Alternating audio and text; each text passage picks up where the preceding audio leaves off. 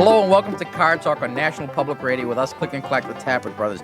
We're broadcasting this week from the Doug Berman Center for Thermochemistry Studies here at Car Talk Plaza. Yes, I know. Doug, everyone thinks that Doug is just our lowly producer. And the fact that he's never here is not to his credit. And maybe to some people it is to his credit.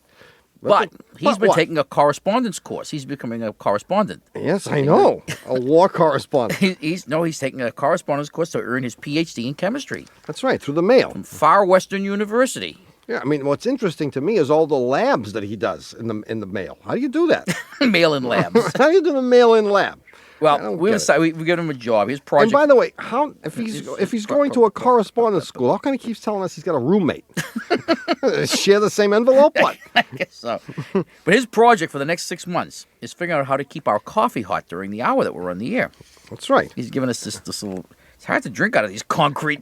It is. It's so heavy. Maybe the concrete is all right if he had like a straw, but drinking coffee with a straw, it doesn't seem right. No, I don't like the whole concrete. I don't like the whole concrete idea. No, it's bad. No, I like abstract things more. Do you have any? Well, I do actually. I have several things. They're all in the way of. I was going to ask if you had any sugar. I wasn't. No, they're all in the way of, what do you call them? Adages, saws, aphorisms? Yes. Yeah, things of that nature. I discovered that the philosophy of life as proposed by comic strips. And I've realized that that's where the real philosophy of life comes from. Sure, Zippy the Pinhead. That's exactly the one I got here. I mean, if you read the last panel of Zippy the Pinhead every day, look at this one. Talk about a great unyielding truth. Go ahead, I'm ready, man. A man's brain is in inverse ratio to the size of his belt buckle. Think about that. Well, I got this belt buckle that has an entire Gettysburg Address on it. Is that? And the other thing I discovered from Shu the other day, you know how you're always making pejorative statements, I guess would be the nicest way to say it, about the fact that I don't work as many hours a day as I should. And it is not I that makes these. Bugsy keeps referring to the fact that if I leave work early, I'm liable to pass myself going in. I mean, that's not nice. I discovered through reading Shu the other day, I never realized this myself. I'm on the metric system. You know what a work day is? 4.5 hours. Right. Celsius. Simple. See, and Sonia, Henny's tutu. Things that you worry about, and then all of a sudden, with some simple little insight, I've been on a metric work day. Yeah, but so is your paycheck going to be. Well, so what? Celsius scale, too. All right, now what? Can we take a call? Yeah, I'm ready. All right, I'm ready, too. 1-800-332-9287. Hello, you're on Car Talk. Hi. Who's this? This is Pat, and I'm in Chattanooga. How are you? Hi, Pat. What's new? I have a question. Yeah. Okay, we're dandy, by the way. How you're well, too, I trust. Yes, I'm well, and I'm glad you guys are, too. But I don't think my sport utility vehicle is, and here's my question. Yeah. Okay. I bought a 91 Ford Explorer 4x4 last year. Yeah. And I've got about 32,000 miles on it because I use it for business and I travel all over Chattanooga. I guess you do. Yeah. Yeah. Okay. It's the Eddie Bauer edition that comes with the Michelin all-season radial tires. Yes. I tried to get the Eddie Fisher edition of that. Well, this is the Eddie Bauer. Okay, here's the problem. I can't get anybody to tell me how much air should be kept in my tires. Well, why can't you? Because nobody agrees. On the tire itself, it says 50 PSI. Bad idea. That's wrong. Okay, that's what my husband said. My husband said it's wrong, it's too much air. Well, he's correct. Okay, the dealership... Why don't women listen to their husbands when their husbands give them automotive advice? Well, my wife never listens to me. No matter what I tell her, she doesn't believe me. Well, I wanted to believe my husband, but then again, he doesn't deal with tires a lot. But... Plus, he's not right very often, I guess. That's why my wife never listens to me. Well, I figured I'd call the dealership. Yeah. And the dealership said, keep it at 38. Yeah. But then, when I went to have my oil changed at an oil changing store, he said, no, keep it at 48. 48. Well, all right, let's add these up. At an oil change store. Now, have you ever, Pat, looked in the owner's manual? Yes, I did. And that's the fourth measurement we have. And you know, And I'm going to tell you what it is. Yes. 35. Yeah. No. 40. No, there's no answer. It says check on your tires. No, we can't. does. All right. How about inside the glove compartment? Yes. On the door of the glove compartment, anything in there? Nope. How about on the door pillar? Nope. Well, wherever it is, it's written someplace on the vehicle, and the person who knows where that is the dealer. Are you serious? So when the dealer told you 38, Yes. I would guess that he's right. Well, thank We you. we know that 48 is absolutely not right because the maximum is 50. Right. And what that means is, but under no circumstances put more than 50 pounds of air in this tire. Oh, no. But that doesn't mean that you should put 50 pounds of air in the tire. Oh. It means don't put any more than 50. But if you put 50 pounds of air, that thing will bounce all over the place. Oh. So your husband, as all husbands, most husbands are, is absolutely right. My husband is right. Isn't- I'd love to hear that. And I also wanted to know why my car shakes at 65. Probably Right. because you got too much air in the tires. Well, you may be ruining the tires by having them overinflated. You'd wear them out in the middle. Well, And the then, man at the tire store said that my tires are wearing very nicely. And Thank you. He rotated them so that it wouldn't shake at 65. Yeah. Yes. And on the way home from the tire store, it shook at 65. Yeah, well, rotating them is probably not going to make it not shake, but it probably means that you got a tire that's out of balance. Out of balance. Yeah. Okay, I'm writing all this down. Yes. you need to get the tires So rebalanced. the first thing you want to do is put 38 pounds. Okay? You might want to just call one other Ford dealer just for a little check. We don't have many in Chattanooga. Well, make a long distance call. Oh, okay. And just ask someone, where is it listed where the tire pressure is? What the tire pressure should be. Okay. And they'll give you some location. Who knows? Sometimes there's a little, what do you call that little thing? Decal. Decal. Okay? Inside the door panel. Sometimes it's under the hood. But the Okay. dealer will know. And that's the one you should listen to. Okay? And then when you put the correct pressure in, drive it to someone and Take it. have the tires balanced, and that'll get rid of the shimmy. Thank you so much. I All right, appreciate Pat. it. And give your husband a big kiss on the cheek and say, "Hun, I knew you were right." I'll do it right now. All right. See you Great. later. Guys. Bye-bye. 1-800-332-9287. Hello, you're on Car Talk. Hello, Hi, who's this? this is Edward McCall from Charleston, South Carolina. Hi, Ed. What's up? Oh, not much. Well, I got an 86 Rabbit, Okay. and the problem is with the defogger. So what happens is whenever it's kind of humid outside, but it's getting cooled down, it'll fog on the inside, and the defogger just won't work. It'll spray hot air up there, but it won't defog it any. Do you have air conditioning? Yeah. Turn it on. Okay. That's what it's for. Okay. If you were Yeah, all, but the thing is, it's cold. It's cold outside. Why would I want air conditioning now? you have long underwear? Well, I have it at home. I could put it on. Yeah, you might have to. Well, believe it or not, the air conditioning won't necessarily refrigerate the car. You're thinking if you turn the air conditioning on, that the car's going to get colder, but you can turn the air conditioning on and the heat as well. Now, you wouldn't do that in the summer, Right. but the advantage of the air conditioner is that it removes moisture from the air. That's, in fact, how it cools the air. Okay. Well, I'm kind of smelling a sweet smell in the car. I'm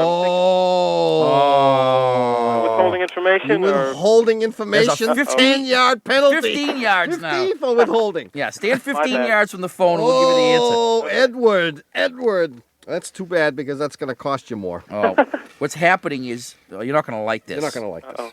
You have a leak in the heater. okay. Okay. And what's happening is all of your antifreeze is leaking into the box there where the air is flowing up to clean off your Okay. In windshield. fact, if you run your finger across the bottom of the windshield, it's probably oily. Oh, so that's the antifreeze coming in. That's Antifreeze. antifreeze vapor coming in. Yeah. And what you need is a new heater core, which is several $100s. Beautiful. Well, tell me, can I repair that myself, or would you advise me to take it to the experts? Oh, I would take it someplace. Okay. In fact, I might even bring this someplace. No, I would definitely take it someplace because this is not a job for the amateur. I mean, it's not technically difficult. It's just topographically difficult because it's buried. And this isn't the season to do it because Not it's at all. cold out and you have to be out there in the driveway for many days. Yeah. Yeah. When it warms up to 60, you might be willing to tackle it, but under no circumstances should you attempt this without the bona fide shop manual. Yeah. It's a very long, arduous, difficult, painstaking, stinking, lousy job. Wow. I'm psyched. Let some mechanic do it. Okay. Yeah, they're used to that stuff. All righty. So we're looking at several $100s. Looking at several $100s. They're going to have to replace the heater core.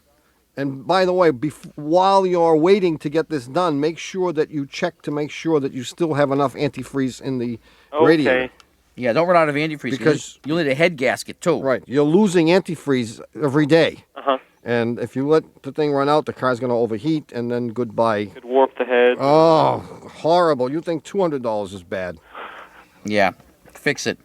Okay. Okay, See next you time, later, Ed. don't Alrighty. withhold information. Right. Okay. Thanks for your call. Thanks a lot for your advice. All right. luck. Bye-bye. Bye-bye. Bye-bye. We'll be right back with the answer to the puzzler right after these messages.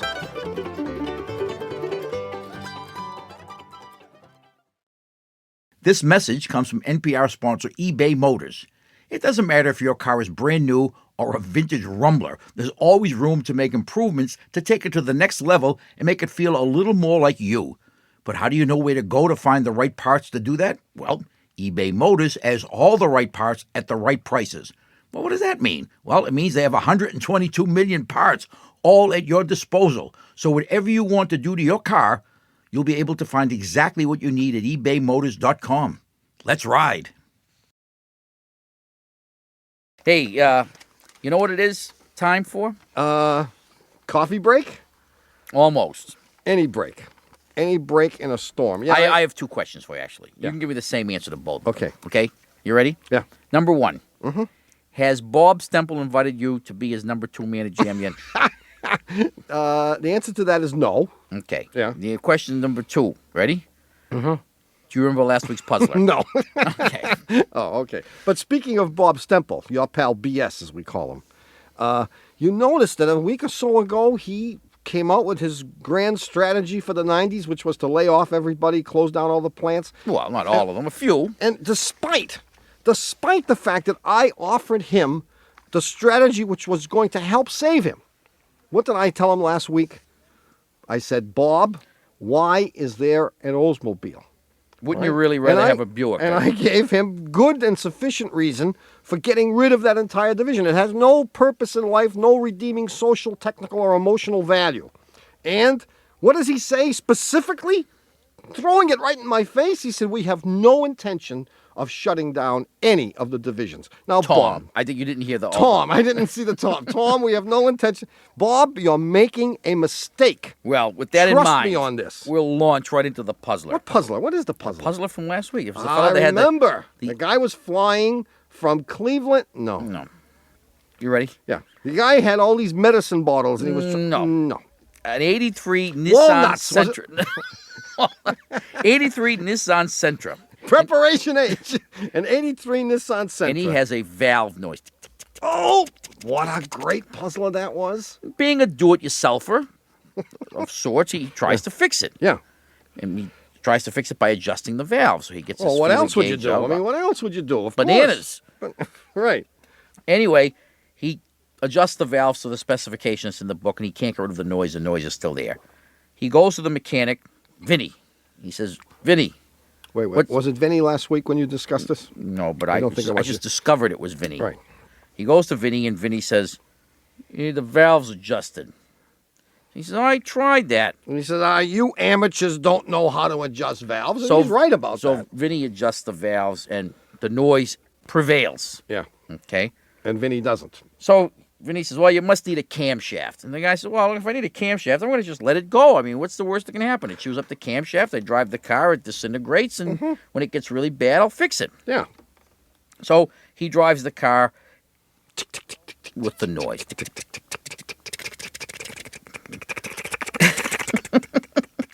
Several months later, he takes his car to Vinny for tune-up.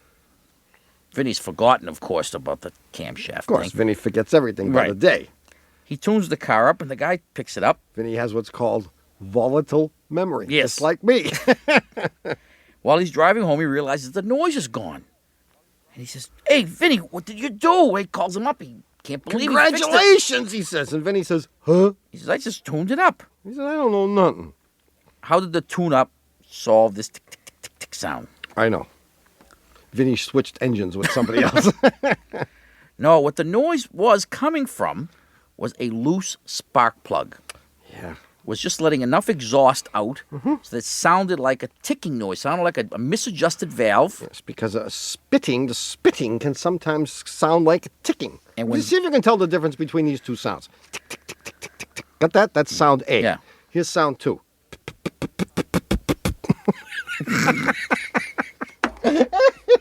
You can tell, couldn't you? Yeah. Do we have Well, if you were underneath the engine, you wouldn't be able to tell. we have a Anyway, winner? we have a winner. The winner is Lorraine Gibbs from Pungent Sound, Seattle, Washington. Is that pungent? right? Isn't that what they call it? And for being so smart and sending in her answer on the back of a $20 bill, she will get an autographed copy of our mediocre book, Car Talk, which comes out on top every week of the Mechanic and Boat Owners Weekly list of best books. We have a good puzzler coming up. We do, actually. You We think don't, so? we don't have to be ashamed of this one. No, you know why? We got nothing to do with it. In the meantime, if you'd like to play Stump the Chumps, the number is 1-800-332-9287. Hello, you're on Car Talk. Hi, this is Kris from Mercer Island in Washington. Chris, Mercer Island? Mercer Island. Yes. Okay, Yeah. I'm ready. Okay. What's up? You I've know got the Mercer was the name of an automobile?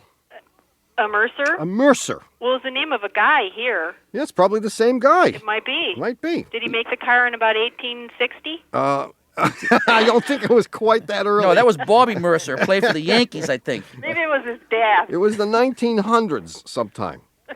So what's up?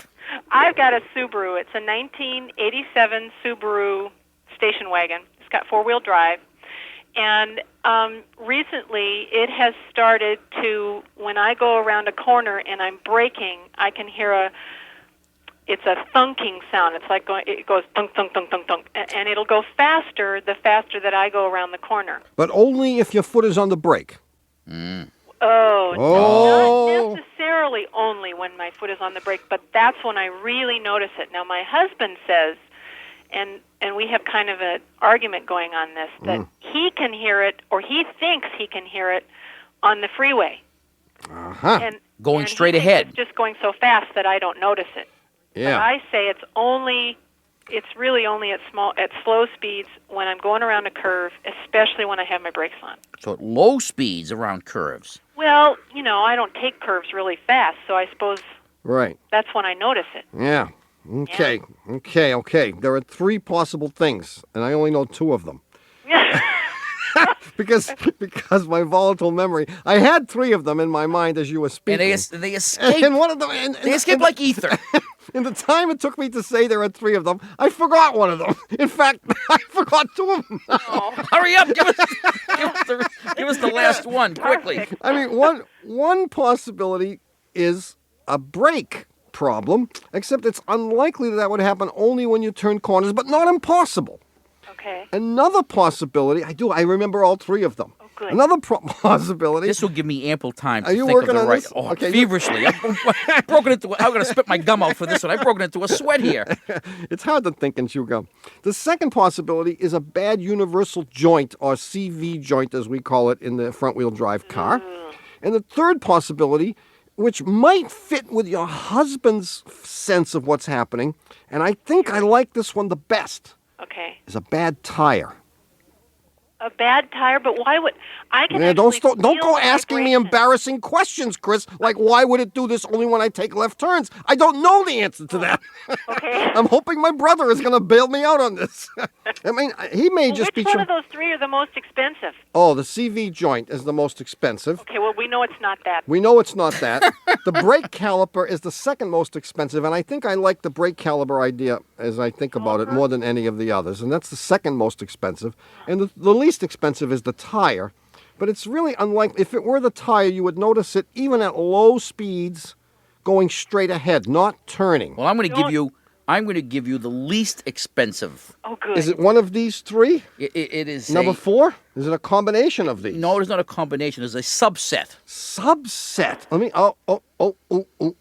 Okay, and it must be brakes, because none of the other things have subsets to them. Well, this does almost. Tires don't have subsets. Yes, this is low tire pressure. Yeah.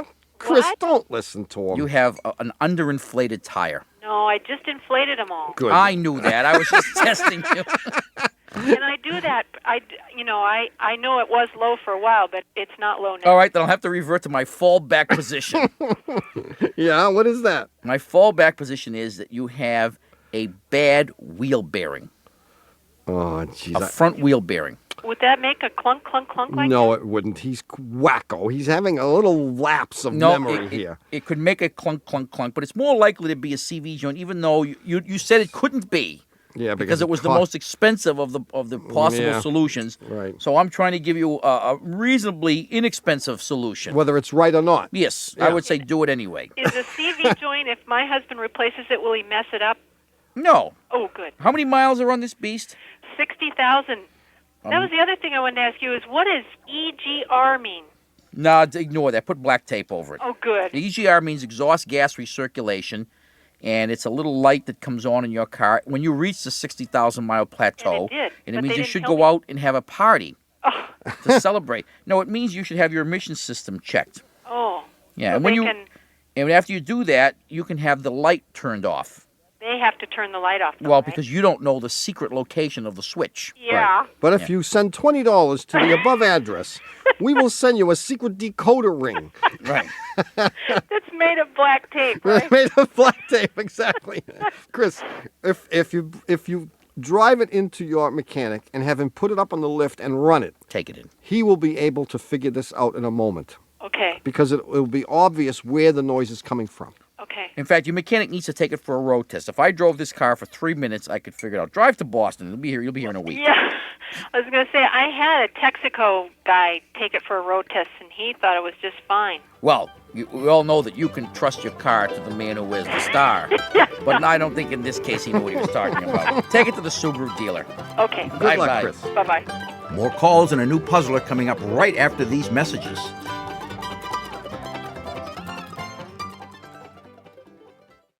This message comes from NPR sponsor CarMax. Imagine buying a car the way you want, online from the comfort of home, in person on the lot, or a combination of both. CarMax lets you choose the way you buy. They'll even deliver your car right to your door in select markets, and no matter how you buy, CarMax has you covered with a 30-day money-back guarantee up to 1,500 miles. Learn more and start shopping at CarMax.com. CarMax, car buying reimagined. Hi, we're back. You're listening to Car Talk on National Public Radio with us, Click and Clack, the Tappet Brothers. And we're here, of course, to answer your questions about cars, car repair, and the specific heat of black coffee.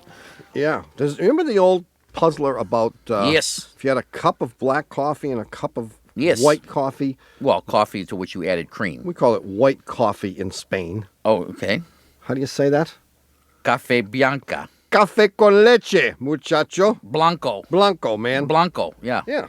Which That's would what cool off your faster. brain is most of the time. Yeah. Blanco. Hey, you want me to read some mail? No. I have a new puzzler. Oh, it's time for the puzzler. Yeah. Yeah. And I like this puzzler. Yes. All right. You've all seen those old movies. Those old movies with Jimmy Cagney, You dirty rat. You're the guy who sent up my brother. right? With Who did send you up anyway? with the leather jacket and the scarf around his neck, climbing into a plane. Remember the great line? I can fly the crates they come in. Right, you won't fly that. I can fly the crates they come in. So everyone's seen those movies. He climbs into the plane, and his assistant, in preparation for the takeoff, What's his name, his assistant? The Whitey. guy. No, he's Gimpy. Gimpy, right? The guy always hobbles over to the plane. Used to be a pilot. Hobbles over, and all those planes were started by hanging on the prop and pulling it until Right. it started, much like you would crank an old-timey Model T Ford. Sure. Okay. Yeah. And that's how all those planes were started. Later on, they, of course, had electric starters, but that was the way they were all started. And, of course, once the plane was started, they'd remove the chocks from the wheels, and And the erasers, too. they'd fly off And they into the sunset. and do battle, flying- whatever they did. I don't can know. fly the crates they come in. But the question is about the starting procedure. You'll notice if you watch those movies that the assistant, Gimpy, Gimpy. always takes a hold of the prop. And when he starts it, what he's going to do is he's going to snap the prop Right. to start it. And that gets the crankshaft turning and gets the pistons all moving, and that's what starts it. But before he snaps the prop, he will turn the prop sometimes an entire revolution. Yeah. Very slowly. Very slowly an entire revolution. And then, once he has done that, he will start the engine.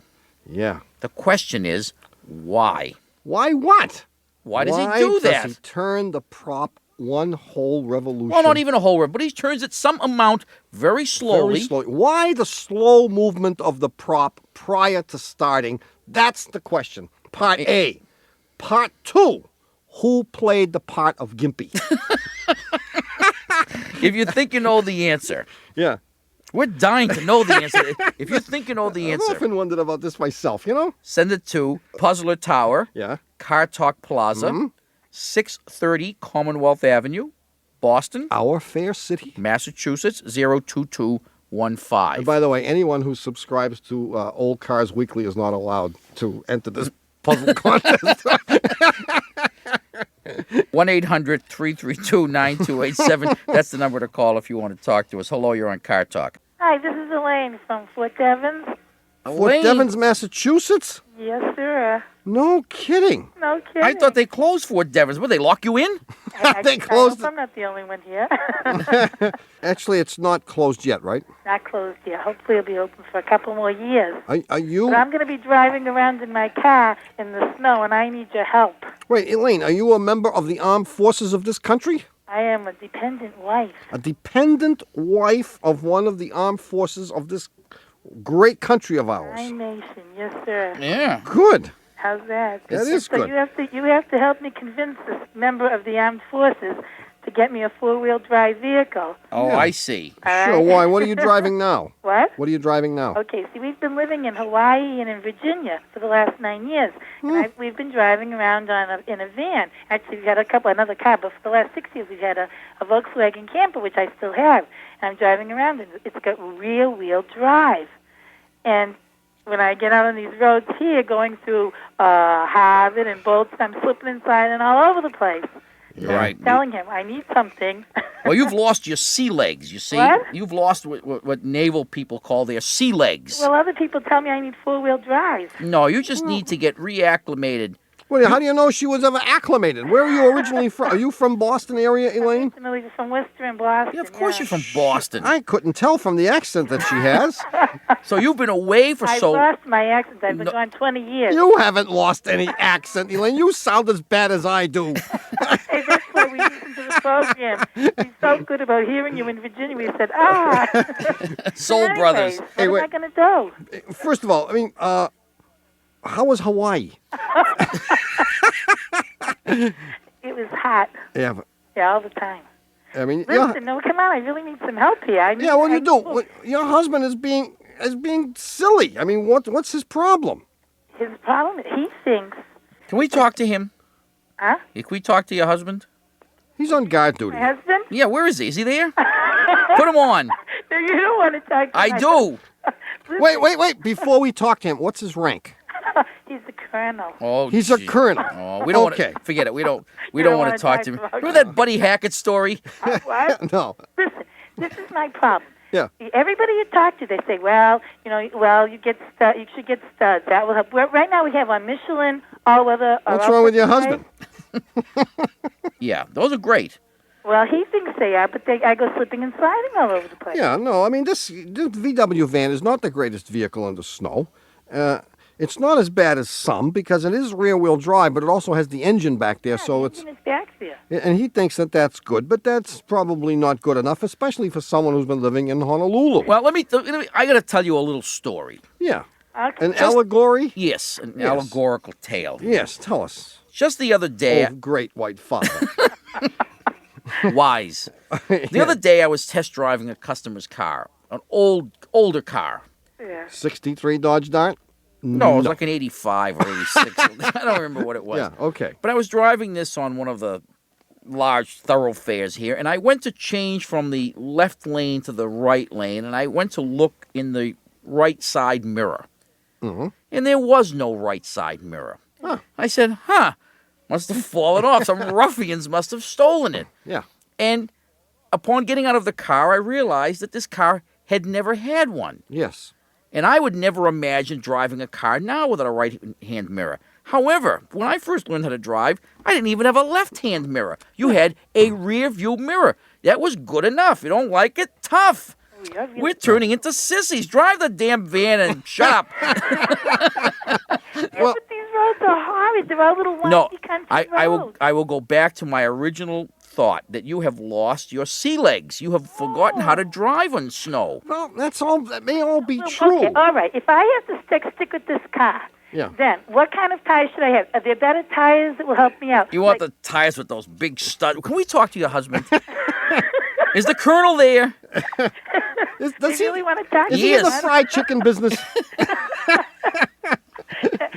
Okay, Put the colonel on. That's be better than like regular Uniroyal snow No, tires. Or if something you're like really if you're really concerned about the driving, Yeah. then what you should have is 4 snow tires.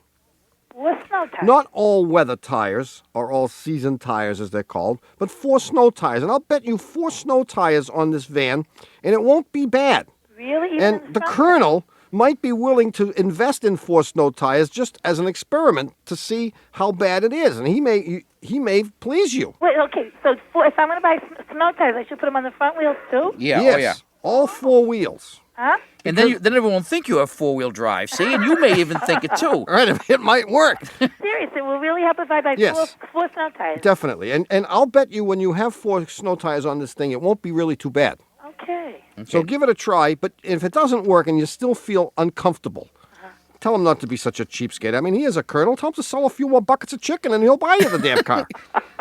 So you don't want to let us talk to him, huh? You're a real chicken, Elaine. He is. He is all right. Good luck. Okay, thanks a lot. And welcome back to Massachusetts. Thanks. It's great to be back. Bye-bye. Bye-bye. Well, another hour of NPR's Car Talk has come to a conclusion, indeed. I haven't had a chance to read any mail. You will. God. Next week. Our producer, director of thermochemistry, and chief bottle washer is Doug Lavoisier Berman. Our assistant producer is Donald Wheelhouse Jennings. Our engineer is Jennifer Gone a Connie. four-lobe. Our technical advisor is the Bugster, John Bugsy Lawler. Our dean of the Department of Automusicology, of course, is Ken Babyface Rogers. Our public opinion